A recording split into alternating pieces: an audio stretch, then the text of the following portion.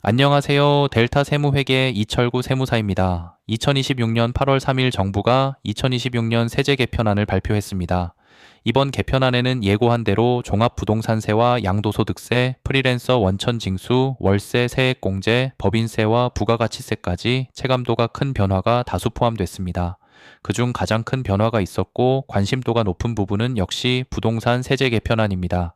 특히 장기 보유 특별공제가 보유보다 거주 중심으로 개편되고 종합부동산세가 전체적으로 상향되었으며 대부분의 핵심 조항에 28년까지 양도 기한을 둔 것이 특징입니다. 2026년 핵심 부동산 세제 개편안 내용을 쉽게 정리해 보겠습니다.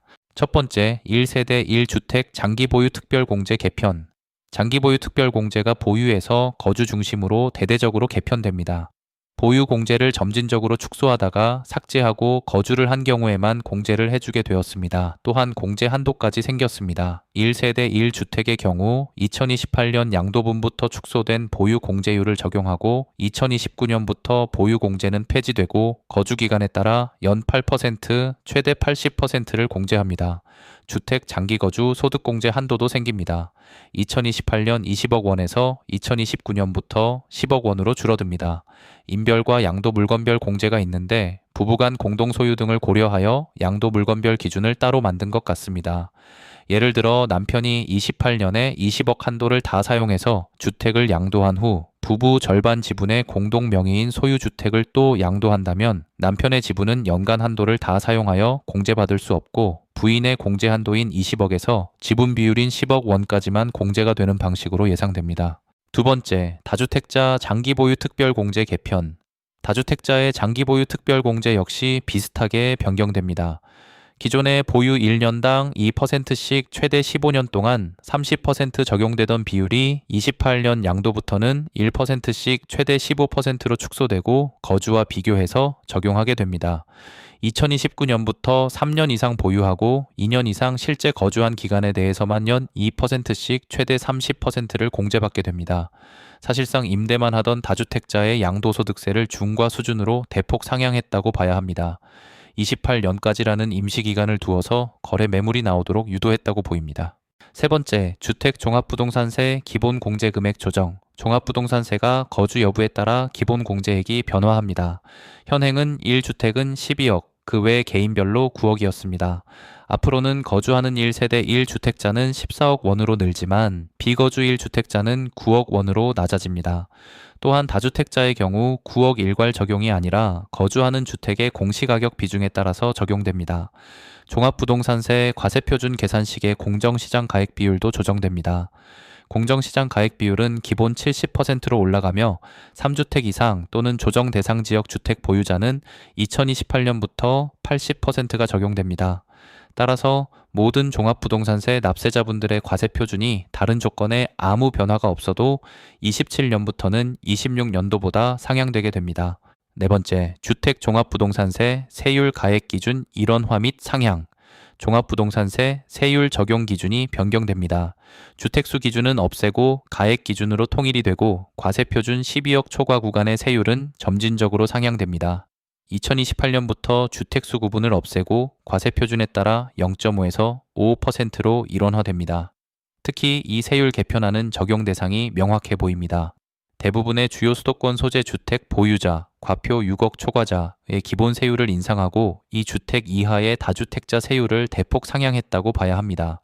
25억 초과 구간만 해도 이 주택 이하자의 경우 현행보다 1.5%나 인상하였습니다. 서울 소재 중상급지 이 주택 이상 보유자시라면 28년에는 종합부동산세가 최소 2배 이상 늘어나실 수 있습니다.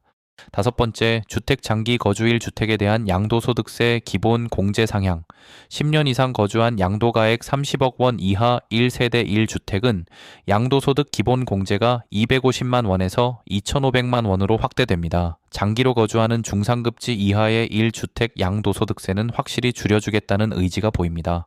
여섯 번째, 다주택자 한시적 중과세율 완화와 일시적 2주택 기간 단축. 현재 적용되고 있는 다주택자 중과세율을 28년까지 완화해 주었습니다. 2027년에는 2주택자는 5%, 3주택자는 10%, 2028년에는 2주택자는 10%, 3주택자는 15%로 한시적으로 완화됩니다. 2027년이 가장 낮은 중과율이 적용되는 매도 시점입니다. 또한 조정 대상 지역 내 일시적 2주택자의 종전주택 처분 기한이 3년에서 2년으로 단축됩니다. 2026년 8월 3일 이전에 계약한 건이나 계약금 지급분에는 경과 규정이 적용됩니다. 최근 중과 유예로 매수한 이 주택 보유자들의 비과세 특례를 활용한 단기 매매를 우려한 제한 조치로 보입니다.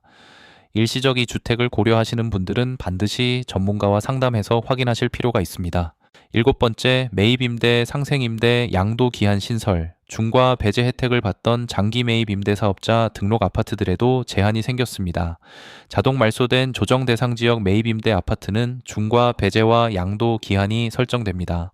2027년 12월 31일까지 양도할 경우 중과 배제를 그대로 적용해주고 2028년은 중과율의 절반을 적용합니다. 28년 이후에는 중과를 그대로 하겠죠. 조특법 97조의 3장기 보유 특별공제 우대율도 적용해주지 않습니다. 상생임대주택의 거주 요건 면제에도 계약 종료 시점별 양도 기한이 생깁니다. 상생임대차 계약기간 종료에 따라서 27년 12월 31일까지 양도해야 하거나 계약 종료 1년 이내에 양도해야 하도록 변경되었습니다. 상생임대차 계약을 지금 시작하기는 불가능해졌습니다. 8번째, 비사업용 토지 과세 강화. 비사업용 토지는 2028년부터 장기 보유 공제가 배제되고 개인 중과세율이 기본 세율의 10%가 아닌 20%포인트 추가됩니다.